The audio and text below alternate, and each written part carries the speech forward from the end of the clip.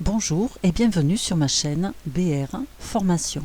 Aujourd'hui nous allons continuer notre formation, nous allons faire le tuto numéro 2 pour OpenShot.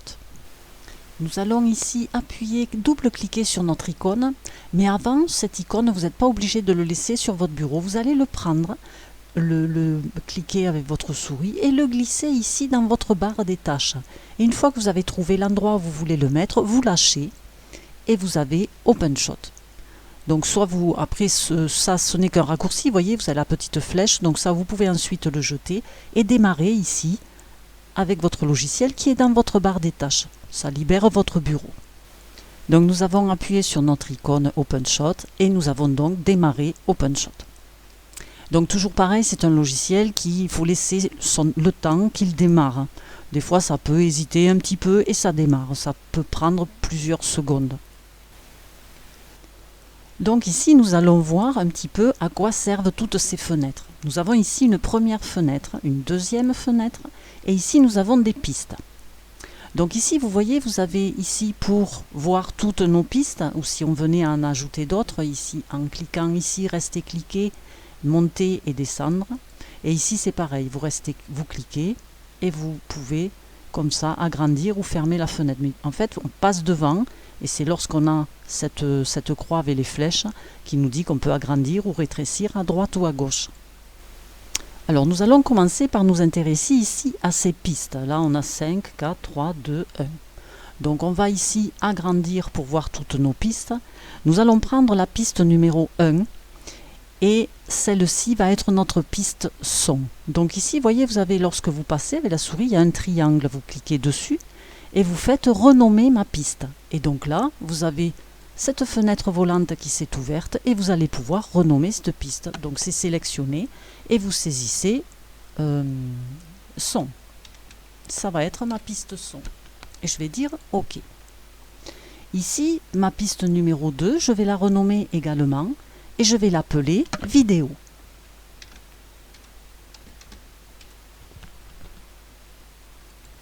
Et notre piste numéro 3, nous allons la renommer et l'appeler photo.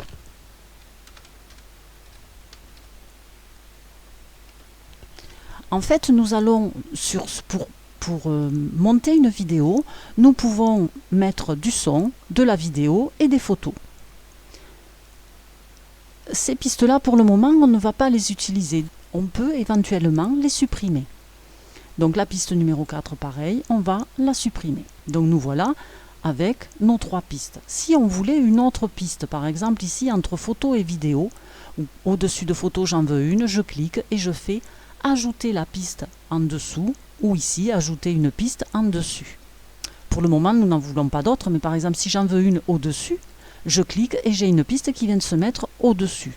Si je suis ici dans la piste, ici à la piste 4, vidéo, je clique ici et si je voulais ajouter au-dessus ou en dessous, je vais dire en dessous par exemple, et j'ai une piste 2 qui s'est mise en dessous. Et maintenant pour les supprimer, je clique ici sur le petit triangle, donc en fait, il suffit d'arriver avec la souris, vous voyez, ça s'active quand on clique, supprimer cette piste, la piste numéro 2, supprimer cette piste. Donc nous voilà ici avec nos pistes. Nous pouvons ici donc, je reviens ici, une fois que j'ai cette croix comme ceci, je descends, voilà, je suis en plein écran, ça m'agrandit ces 2 parties que je vais utiliser maintenant. Et j'ai préparé par exemple, j'ai ici feu de bois, donc je vais aller chercher des vidéos. Donc ça peut être des vidéos qui viennent de votre téléphone, que vous aurez récupéré et mis dans un dossier sur votre ordinateur. Ça peut aussi être des vidéos que vous avez fait avec votre caméra. Mais quoi qu'il en soit, il faudra que ça soit du MPEG.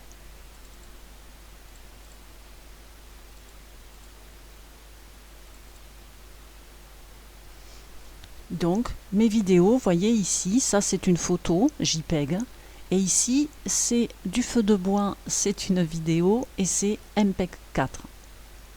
Donc, avec votre téléphone, ça sera forcément du MPEG. Donc, vous prenez votre vidéo. Et ici, notre espace ici, c'est un espace où je vais mettre les vidéos que je vais monter ici sur mes pistes.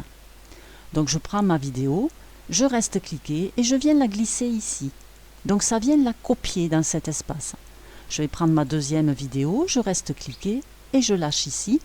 Et elle est venue se mettre ici à côté. Et la troisième, je vais faire pareil. Donc je prends, je reste cliqué, je glisse et je la fais glisser ici dans cette fenêtre. Une fois que vous avez fait ça, on peut aller chercher la première vidéo et venir la mettre ici sur notre piste qu'on a nommée vidéo. On la met, vous voyez, ça aimante lorsque vous arrivez, voilà, au point 0, c'est aimanté. Donc ici, on voit notre vidéo. Si je déclique, puisque si je suis cliqué dessus, je vois, j'ai mes petites poignées ici. Si je clique à l'extérieur, je n'ai plus mes poignées. Et ici, je peux faire défiler cette vidéo. Donc, si j'active, voilà, ma vidéo défile. Si je mets du son, on entend juste le craquellement du bois qui brûle. Et si je voulais, par exemple, rajouter de la musique, je pourrais aller chercher une bande de son et la rajouter ici. On le fera tout à l'heure.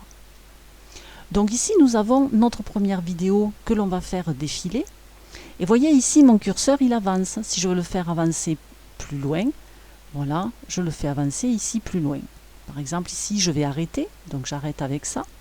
Si je veux revenir en arrière, hop, je reviens ici au point 0. Si je veux venir complètement en bout ici, je fais le point le plus loin qui est ici.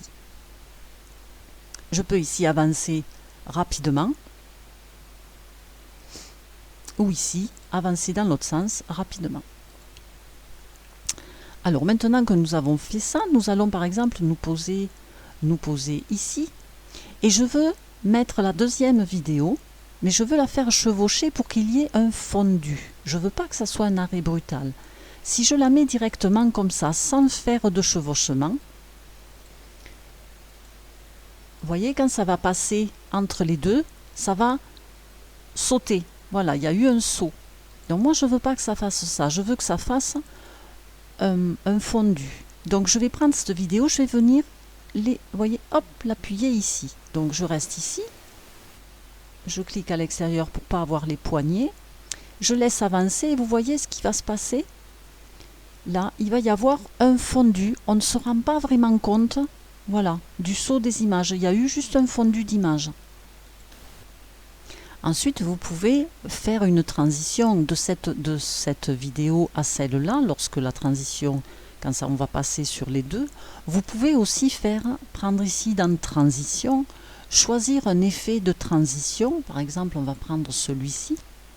Donc ça, je l'enlève, je clique dessus, vous voyez, j'ai les poignets, je fais supprimer au clavier avec la touche sup. Je viens donc prendre ça, je clique dessus, je reste cliqué, je descends et je viens ici, par exemple la poser ici. Je peux la faire changer, la faire très grande ou plus petite. Je prends la poignée et je vais tirer dessus pour faire une transition, voilà, pour l'attraper entre, voilà, plus grande ou plus petite. Donc en fait, vous voyez, je me mets entre les deux, quoi. Voilà. Comme ceci. Donc il va y avoir un effet comme ceci, il faut bien regarder. Alors on va agrandir un petit peu. Voilà, on agrandit notre fenêtre pour bien y voir. Donc ça, je peux le rétrécir pour voir plus ma vidéo. Et je vais donc lancer, voilà, ma transition, ça va pas tarder. Là, vous voyez, ça commence ici, voilà. Et ça disparaît. Donc ça m'a fait une transition. Et comme ça, vous pouvez en essayer autant que vous voulez, jusqu'à ce que, voilà, vous en avez, vous voyez, en faisant défiler, il y en a pas mal, hein. Donc voilà pour ça. Maintenant, supposons que donc je reviens ici, donc ici j'avais transition et ici je reviens à mes fichiers de départ. Donc cette vidéo je ne l'ai pas posée, donc je peux très bien venir ici, la poser, faire pareil, chevaucher un petit peu. Donc vous voyez la valeur du chevauchement, je peux le faire un peu plus grand. Donc si vous vouliez monter par exemple 12 minutes, vous mettriez bout à bout vos vidéos, mais il pourrait y en avoir plus, il peut y avoir aussi des photos, hein. Donc je vais aller chercher une photo pour vous montrer. On va aller chercher le fichier qui est dessous. Donc ce fichier, je me le mets ici sur le côté. Je clique ma photo, je reste cliqué et je viens ici la déposer. Donc ensuite, hop, je reclique sur ma fenêtre derrière donc de mon logiciel. Alors nous allons placer donc notre photo, on va prendre photo et nous, on a monté une piste photo. Donc la photo, pour pas s'embrouiller, on va la monter sur notre piste photo. Donc nous avons ici notre photo. Mais si vous faites des vidéos où il y a du vivant, c'est-à-dire où il y a des enfants, où il y a du monde qui bouge, etc., de temps en temps, vous pouvez placer une photo. Et comme derrière, vous allez mettre soit un fond de musique, vous ne pouvez pas couper le son brutalement non plus. Et comme notre photo est sur la piste au-dessus, on va venir ici sur le petit triangle et on va demander par exemple un fondu en début de séquence. Et on va demander un fondu lent.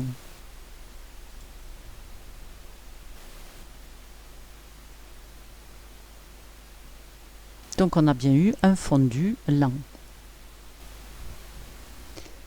Donc à ce stade, nous allons enregistrer notre travail. Nous faisons fichier, enregistrer le projet sous. Nous avons notre fenêtre qui s'ouvre, donc nous allons choisir à quel endroit vous voulez le mettre. Je vais ici, voyez, nom du fichier, et voyez, il a l'extension OSP. Et une fois que j'ai donné mon nom, je fais enregistrer.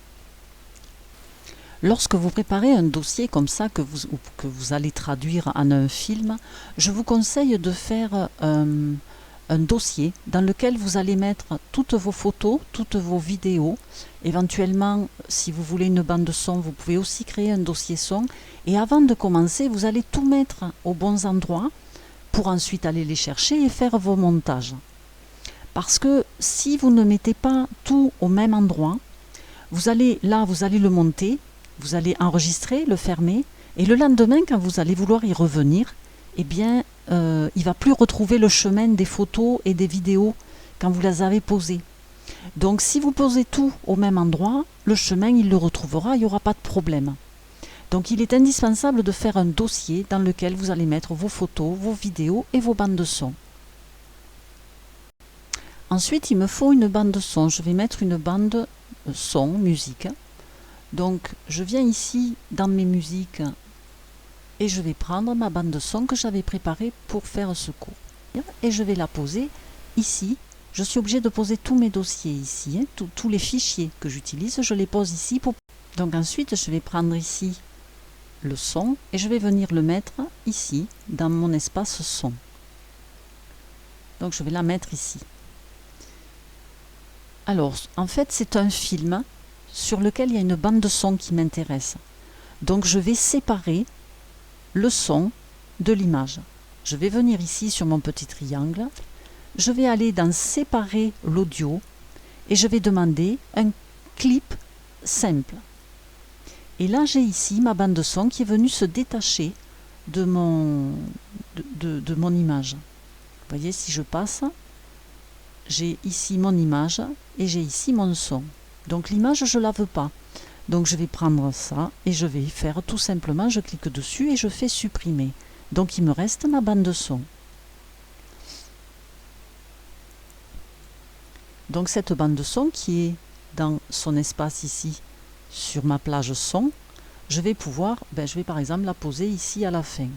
Alors vous verrez que quand vous bougez, hop, vous voyez là ça s'aimante, puisque là il n'y a aucun intérêt que ça aille après. Voilà. Donc si je mets ici, je vais mettre, donc là on entend le crépitement du bois. Donc cette bande de son, elle est courte, elle n'est pas très longue, mais je peux l'allonger. Hein. Pareil, la dupliquer ou trouver une bande de son plus grande.